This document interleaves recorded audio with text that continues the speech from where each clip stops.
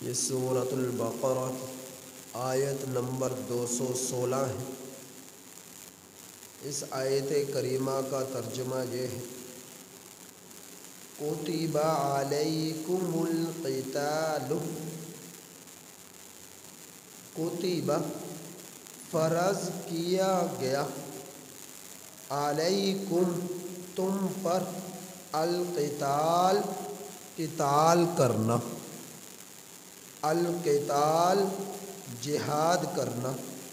کتب علیکم القتال تم لوگوں پر جہاد فرض کیا گیا، وَهُوَ كُرْهٌ لَكُمْ اور یہ تمہیں گراں گزرتا ہے، اور یہ تمہیں ناپسند، اور یہ تمہیں بری لگتی ہے، اور یہ تمہیں برا لگتا ہے، وَهُوَ كُرْهٌ لَكُمْ اور جہاد کرنا تمہارے لیے گراں ہے، اور جہاد کرنا تمہارے لیے ناپسند ہے، وَعَسَىٰ أَن تَكْرَهُوا شَيْئًا اور شاید یہ کہ کسی امر کو تم ناپسند سمجھو، کسی امر کو تم گراں سمجھو، کسی امر کو تم سبق دوش سمجھو، وَهُوَ خَيْرٌ لَكُمْ حالانکہ وہ بہتر ہے تمہارے لیے، وَعَسَىٰ أَن تُحِبُّوا اور شاید یہ کہ کسی امر کو تم مرغوب سمجھو، وَهُوَ شَرٌّ لَكُمْ اور وہ برا ہو تمہارے لیے، وَعَسَىٰ أَن تُحِبُّوا اور شاید کہ تم پسندیدہ سمجھو کسی امر کو، مرغوب سمجھو کسی امر کو، محبوب سمجھو کسی امر کو، وَهُوَ شَرٌّ لَكُمْ اور وہ برا ہو تمہارے لیے، وَاللَّهُ يَعْلَمُ اور اللہ تعالی جانتے ہیں، وَأَنْتُمْ لَا تَعْلَمُونَ اور تم لوگ نہیں جانتے۔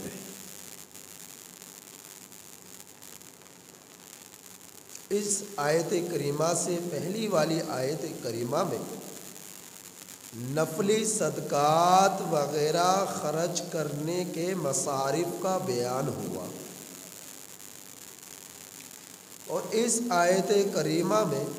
اللہ جل جلالہ نے جہاد کی فرضیت کا بیان فرمایا۔ جہاد دو طرح کا ہوتا ہے، فرض کفایہ اور فرض عین۔ فرض کفایہ یہ ہے کہ ایک جماعت امت المسلمین کی، مسلمانوں کی ایک جماعت ہر زمانے میں، ہر وقت جہاد پر مامور ہو، جو اللہ کے راستے میں جہاد کر رہی ہو، ایسی جماعت ہر زمانے میں ہر وقت موجود ہو۔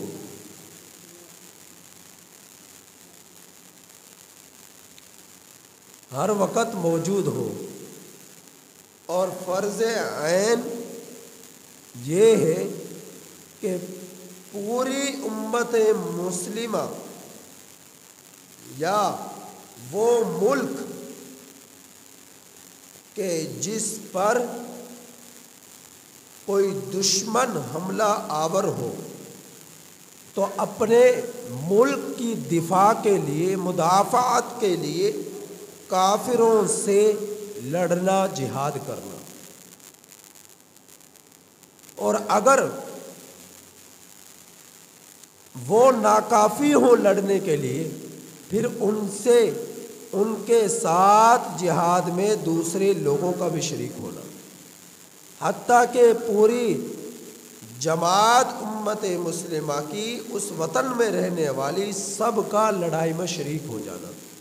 اور اگر اس ملک کی افواج اور عوام بھی جہاد کافروں سے لڑنے کے لیے ناکافی ہوں، پھر اس ملک کے برابر والے ملک اسلامی ان پر بھی جہاد فرض ہو جاتا ہے کہ مسلمانوں کے تحفظ کے لیے، ایمان والوں کی حفاظت کے لیے اپنے مسلمان بھائیوں کے ساتھ میدان جہاد میں جہاد کرنا اور کافروں سے لڑنا۔ اگر وہ دوسرا ملک والا بھی ناکافی ہو جاتا ہے تو پھر اس کے برابر والے، یہاں تک کہ پوری دنیا کے مسلمانوں پر جہاد کرنا فرض عین ہو جاتا ہے اگر کافر مشرک لوگ مسلمانوں پر حملہ آور ہوں۔ تو یہ کیا ہے؟ فرض عین۔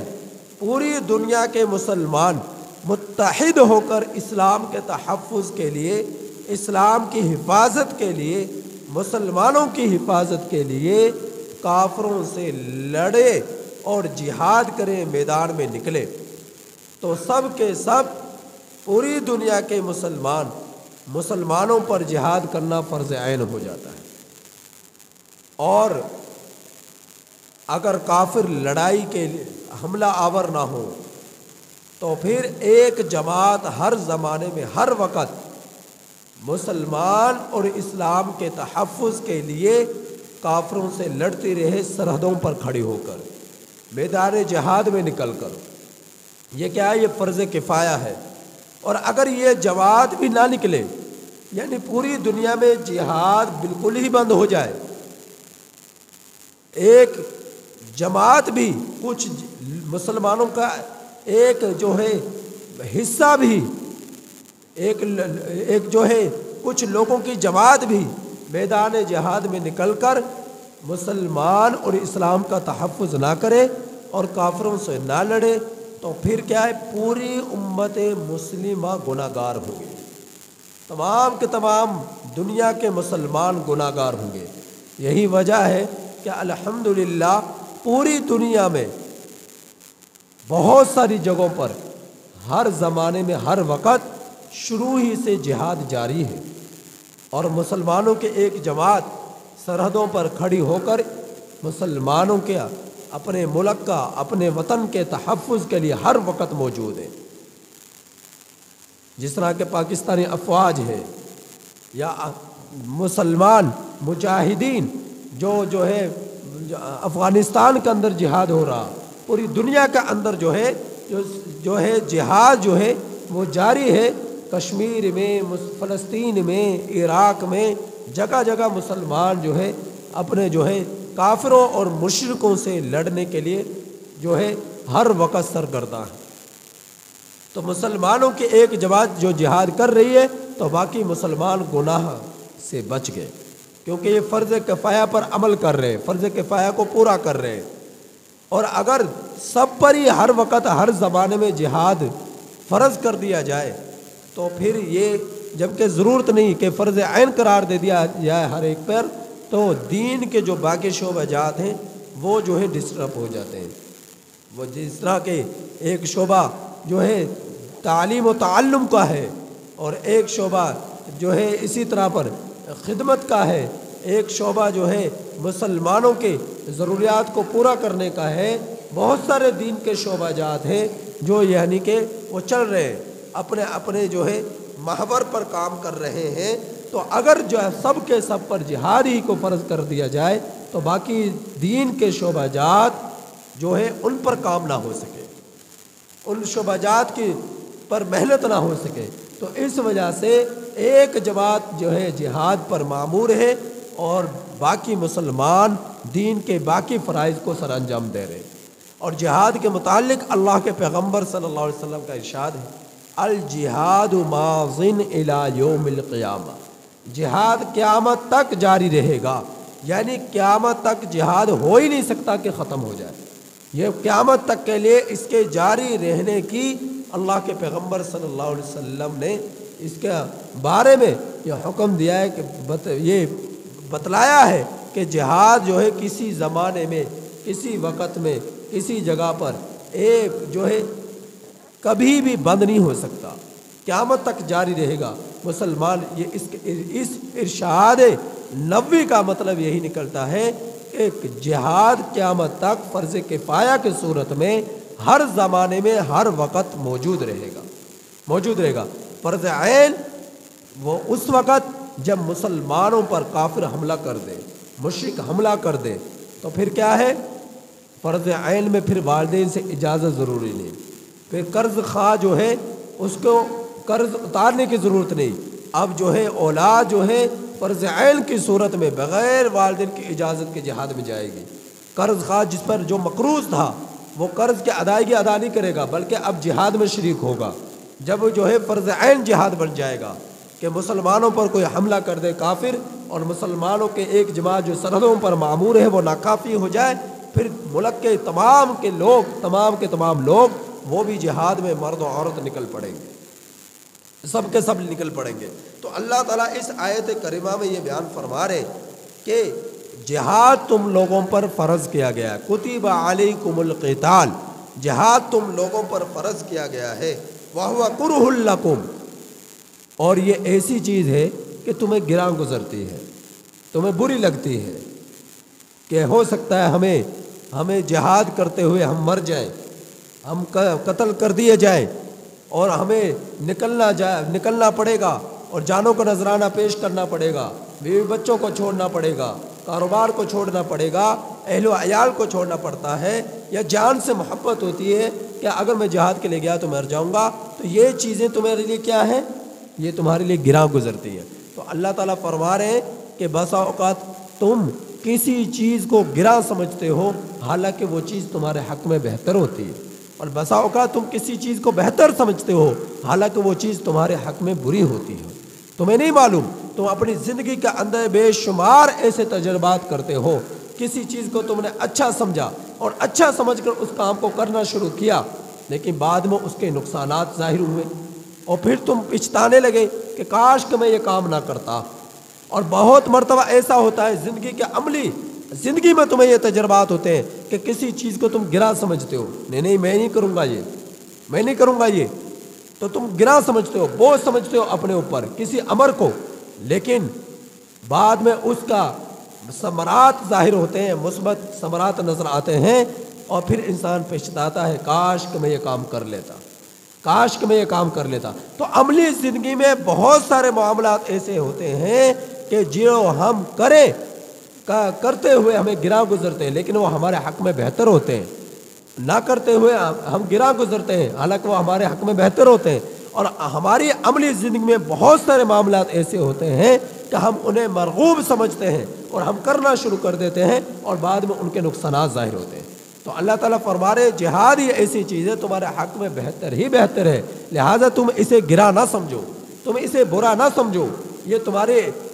خواتین کی عزت کا ذریعہ ہے، تحفظ کا ذریعہ ہے، تمہارے ایمان کے تحفظ کا ذریعہ ہے، تمہارے وطن کی سرزمین کے تحفظ کا ذریعہ ہے، تمہارے ماؤں بہنوں کی عزتوں کا تحفظ کا ذریعہ ہے، تمہارے اسلام کے تحفظ کا ذریعہ ہے، تو اس میں خیر ہی خیر ہے، جہاد یہ بری چیز نہیں ہے۔ لہذا فرض کفایہ کی صورت میں تو ہر وقت ہر زمانے میں جہاد جاری رہے گا۔ اگر ایک جماعت بھی فرض کفایہ کو ادا نہیں کرے گی تو پوری امت مسلمہ وہ جو ہے گناہ گار ہوگی۔ تو فرض کفایہ کی صورت میں یہ ہے کہ والدین جب تک اجازت نہ دے اس وقت تک جہاد میں نہ جاؤ، فرض کفایہ جب جہاد ہو رہا ہے۔ اسی طرح کوئی مقروض ہے اور اس پر قرض ہے، تو جب تک قرض کی ادائیگی نہ کر دے اس وقت تک فرض کفایہ جہاد کے لیے وہ اپنے گھر سے نہیں نکل سکتا۔ لیکن جب فرض عین ہو جاتا ہے پھر اولاد کے لیے اجازت لینے کی ضرورت نہیں، پھر مقروض کو قرض کی ادائیگی کی ضرورت نہیں۔ اب اول عمل اس کے لیے یہی ہے، حکم یہی ہے کہ وہ میدان جہاد میں نکلے اور اللہ کے راستے میں لڑے، اعلاء کلمات اللہ کے لیے، اللہ تعالیٰ کے دین کی سر بلندی کے لیے، کہ اللہ تعالیٰ جو ہے ہم سے خوش ہو جائے۔ اور شہید کے تو بہت ہی مراتب اور جو ہے فضائل ہے کہ اللہ رب العزت جو ہے شہید کا خون کا قطرہ جس نے اعلاء کلمت اللہ کے لیے جہاد کیا، زمین پہ گرنے سے پہلے اس کی شہادت کو قبول کر لیتے ہیں اور قبر کی مٹی کو اس پر حرام کر دیتے ہیں، اور قبر کی مٹی کو اس کے لیے حرام کر دیتے ہیں کہ قبر کی مٹی اس کے جسم کو بگاڑتے نہیں ہے، خراب نہیں کرتے۔ اور ایسا غازی، ایسا مجاہد جو اللہ کے راستے میں لڑتا ہوا شہید ہو گیا تو اللہ رب العزت جنت کے اس کے لیے بشارت ہے، ویسے شہید کے لیے جنت کی بشارت ہے۔ تو بے شمار فضائل ہے مجاہد کے جو اللہ کے راستے میں جہاد کرے۔ تو جہاد یہ اہم فریضہ ہے مسلمانوں پر، جو اللہ رب العزت نے قرآن کریم کے بے شمار آیات میں اس کا تذکرہ فرمایا۔ لہذا ہم جہاد سے منہ موڑ کر بھاگ نہیں سکتے، جہاد کے فریضے کو نظر انداز نہیں کر سکتے۔ تو جو ہے جہاد یہ اسلام کے احکامات کا ایک اہم حصہ ہے، اسلام کے قوانین کا، اسلام کے ارکان کا، اسلام کے فرائض کا یہ ایک اہم حصہ ہے جس کی طرف بھی ہم لوگوں کی نظر ہونی چاہیے۔ اور اگر جو لوگ جہاد کے لیے شریک نہیں ہو سکتے تو کم از کم اپنی دعاؤں میں اب فرض عین نہیں ہے، فرض کفایہ ہے، تو فرض کفایہ کی صورت میں جو جماعت مسلمین کی میدان جہاد میں جہاد کر رہی ہے، سرحدوں پر مامور ہے یا میدان جہاد میں لڑ رہی ہے، تو ایسے لوگوں کو اپنی دعاؤں میں ہمیشہ یاد رکھیں، ایسے لوگوں کو اپنی دعاؤں میں ہمیشہ یاد رکھیں، دعائیں ایسے غازی مجاہدین کے لیے کریں اور ان کے لیے جو ہے مال خرچ کریں، ان کی مدد کریں مال کے ذریعے سے، اور ان کی مدد کریں ان کے بیوی بچوں پر خرچ کرنے کے اعتبار سے، اور جو مجاہد شہید ہو گئے ان کی بیوہ عورتیں ہیں، ان کے یتیم بچے ہیں، تو ان پر خرچ کریں، ان پر مال خرچ کریں اپنا، کہ یہ اس کے جو ہے گھر کے سربراہ اللہ کے راستے میں اعلاء کلمت اللہ کے لیے لڑتے ہوئے شہید ہو گئے، تو اب ضروری ہے کہ اس کے یتیم بچوں کا سہارا باقی مسلمان بنے، اس کے بیوہ ان کی بیوہ عورتوں کا دوسرے مسلمان سہارا بنے، تو ان پر خرچ کریں اور ان کی ضروریات کو